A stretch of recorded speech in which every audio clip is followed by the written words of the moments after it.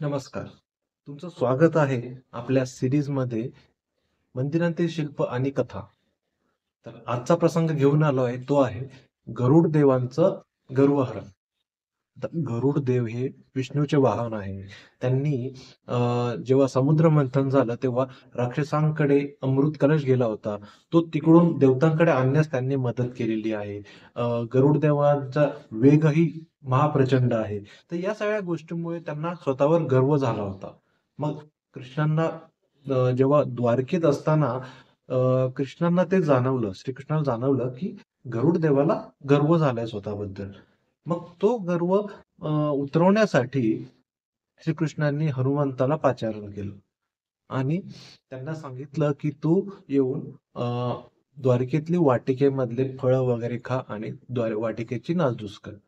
मग त्यावेळी श्रीकृष्ण गरुडाला सांगतात, गरुड देवाला सांगतात की तू जाऊन बघ की वाटिकेमध्ये नासधूस कोण करतंय.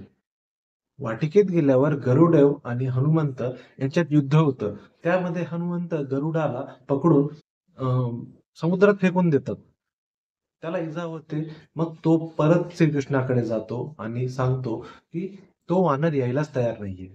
त्यावेळेस श्रीकृष्ण सांगतात की तो वानर नाही, तो हनुमान आहे आणि त्याला सांग की श्रीरामचंद्र आणि सीता त्याची वाट पाहत आहेत. तेव्हा तो येईल. तेव्हा गरुडास परत जातात हनुमंताकडे. तेव्हा हनुमंत दुसऱ्या एका पर्वतावर जाऊन बसलेले असतात. त्यावेळेस गरुड तिथे जातो आणि त्यांना सांगतो की श्रीराम आणि सीता आपली वाट पाहत आहेत, आपण चला. त्यावेळी ही गरुडाचा गर्व कमी झालेला नसतो. त्याला वाटतं की आपण हनुमंतापेक्षा वेगाने द्वारिकेमध्ये जाऊ.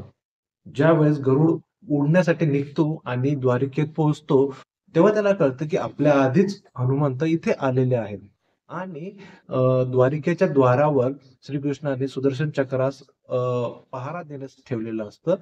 हनुमंत विलंब होऊ नये म्हणून ते सुदर्शन चक्राला गिळंकृत करतो आणि पुढे श्रीरामांना भेटण्यासाठी पुढे जातो. त्यावेळेस श्रीकृष्ण विचारतात की तू सुदर्शन चक्राला का गिळलंस? त्यावेळेस तो म्हणतो की मला माझ्या प्रभू रामचंद्रांना भेटण्यासाठी जराही विलंब करायचा नव्हता, त्यामुळे मी त्याला गिळंकृत केलं.